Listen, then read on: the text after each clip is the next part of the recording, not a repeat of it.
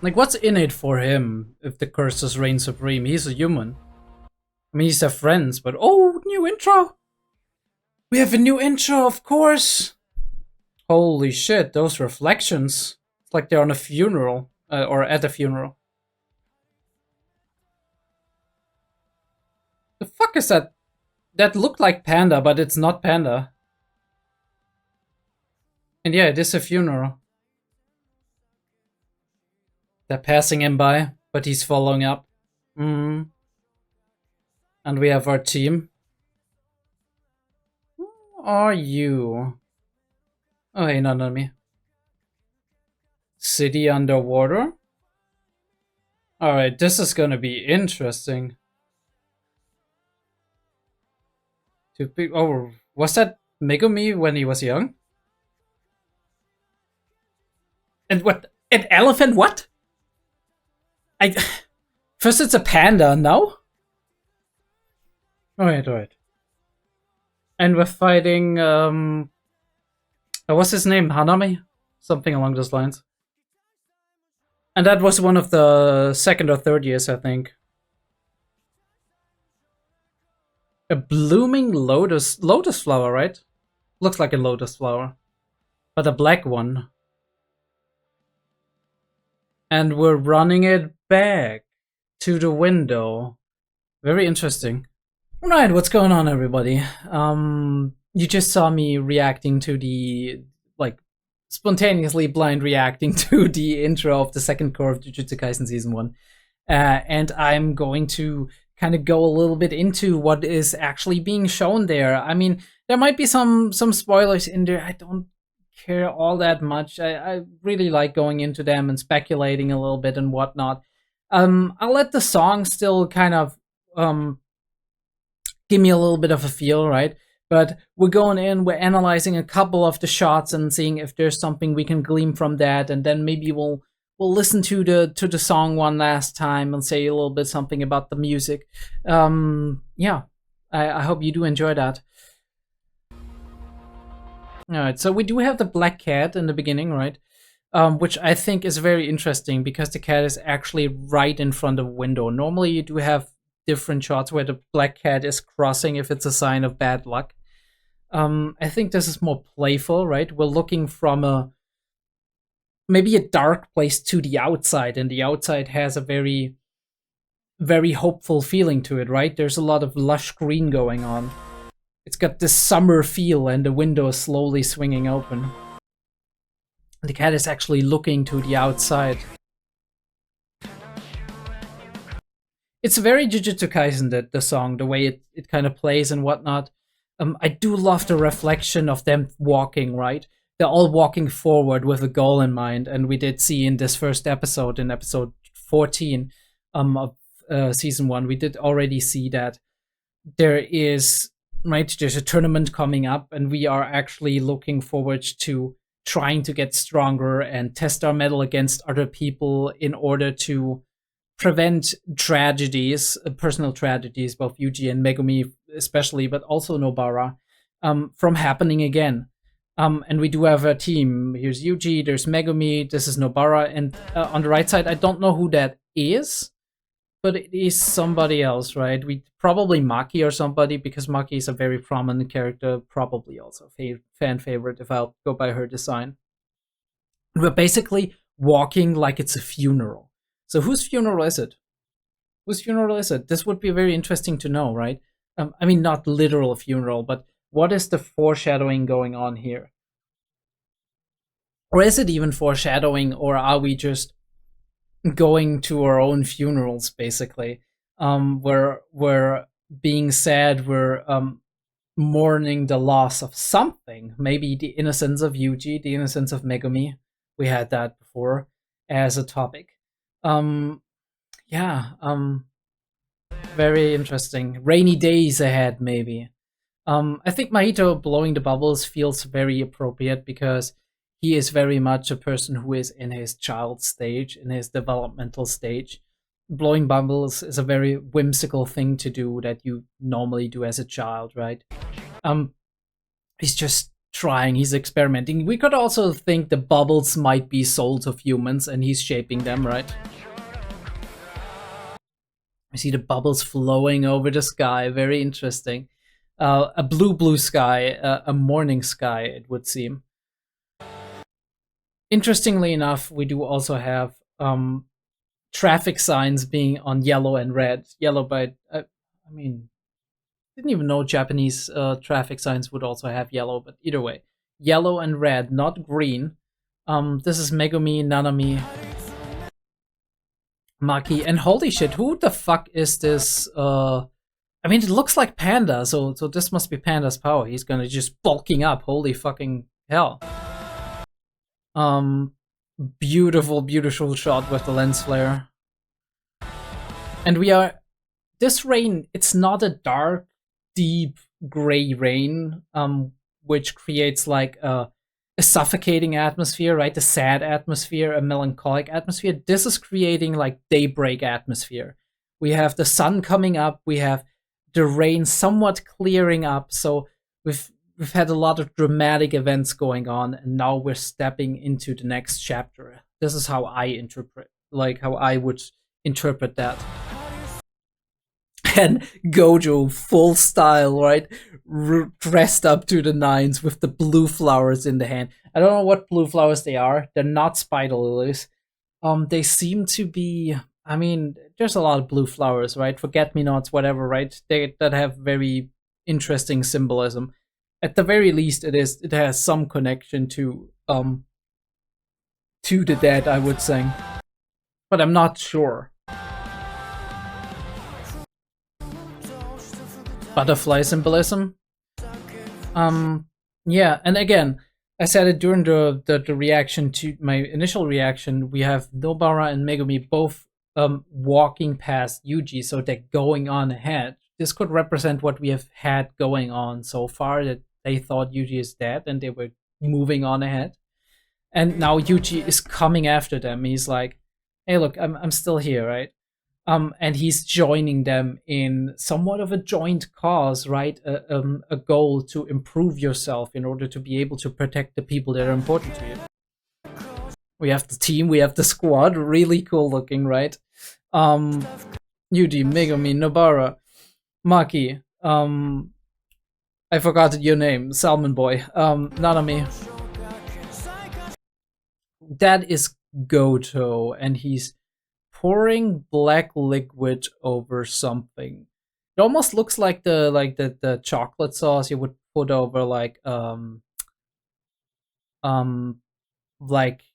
ice cream or whatever, but I don't think that's it. I think I've seen something like that in Japan before. If you know what that is, because I've seen something like that before, right? That you have like a clear sphere and you pour some kind of liquid over it in some kind of weird like bowl.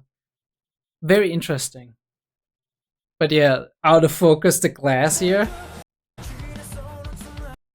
And this is our something, what something, yeah, our teacher. Most definitely. And she's in the deep dark woods. Interesting. Maybe that's got to do with her tournament and what's going on there, because we know that we're around in Tokyo itself, in the school grounds, and there is possibly a forest, so Nanami's more in the cityscape, interestingly enough, because he used to be like a broker working in a city, right? This shot of everything underwater is almost like Shaft. Not really Shafty, because Shaft doesn't do the detail that is done here. They're more abstract in that way. But this is a very interesting shot. It looks almost Evangelion-esque with like cities underwater. All industrial buildings, interestingly enough, and we have telephone poles leading to it, but we don't have any telephone lines connecting. I wonder what that would mean. Ants eating up something and the leaves falling around them. Is there something? Yeah, no, it's just a very, very cool, interesting shot. This is probably on the school grounds. And Mahito smiling, of course. And we do have the inner sanctum. One thing I really love about the Sukuna imagery is that his imagery seems very serene, right? Like whenever he is in his domain and whatever, yes, we do have the blood and guts, but we also have his like temple and like the water around it. I think there was water around it as well. So it seems very much like his technique, like the skill that he possesses, and all of the techniques around it, especially like the main expansion and whatnot. It seems very much like he is some kind of Zen creature, right? He is in tune with whatever this system of techniques and magic that's going on with Jujutsu sorcery here with curses. He is like one with everything in that case. But interestingly enough, very Gilgameshy, of course, in his behavior. I do wonder if this shadow in the back here is Mahito or if it's somebody else who's like, because this is definitely see some kind of shadow in the back here, or if that's like the other world, right? The other side, the real world, and Yuji's shape shining through it. Either way, like this deep dark blue, and then the light blue, as if you're like at the bottom of some kind of dark watery hole, and you're looking up at like the place where the light is coming in, and around it there seems to be a lot of like structures, like rock structures. And he opens his eyes, blood dropping. This is beautiful. Blood dropping on the ground and spreading on the wood here. Whose feet are those?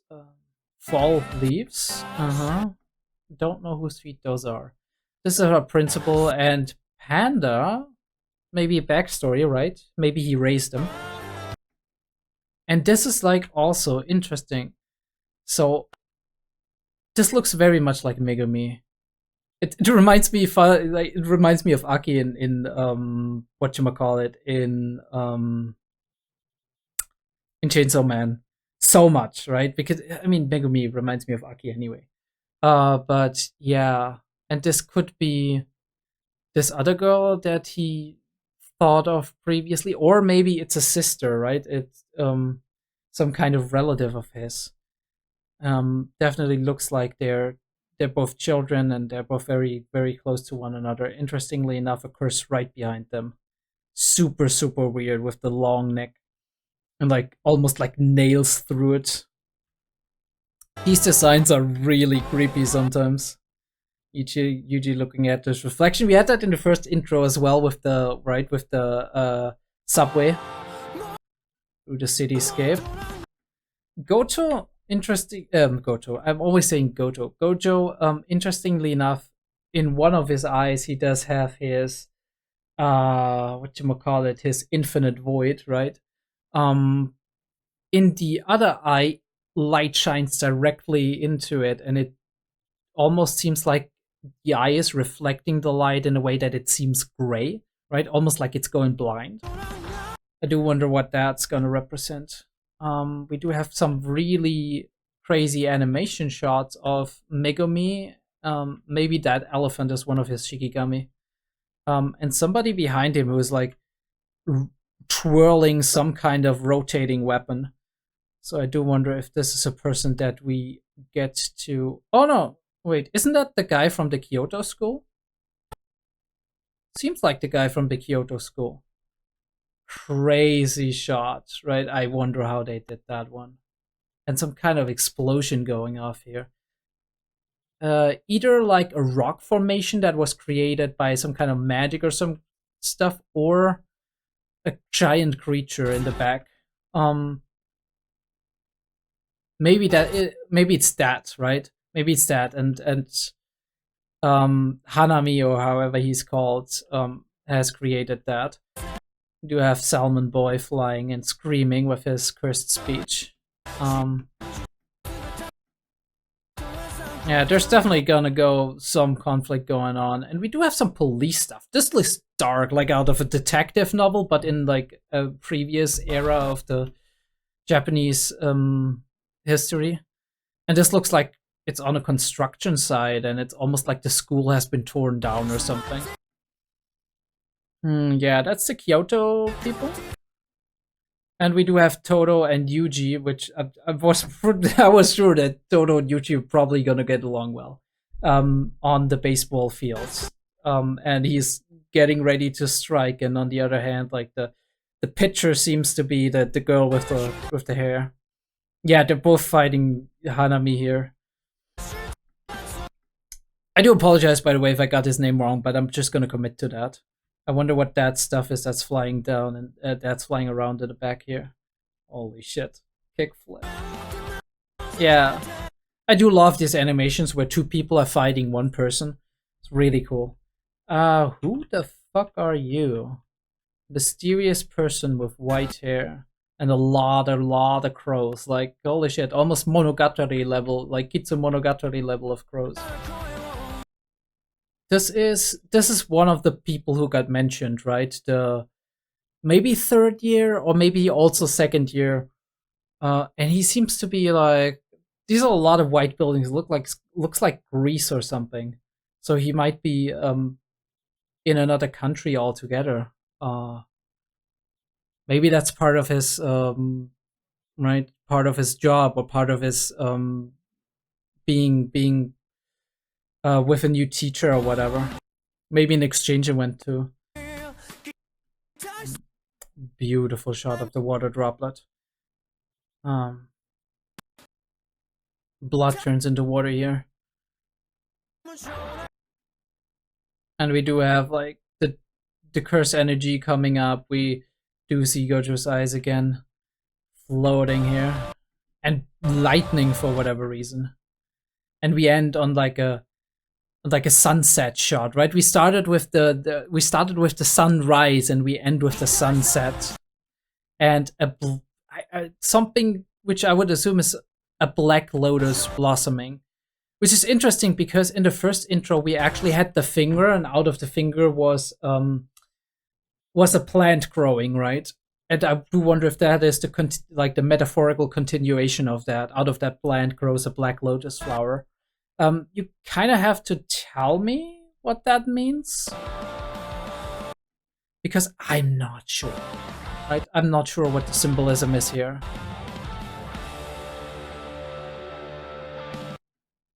And we run it back. We run it all back.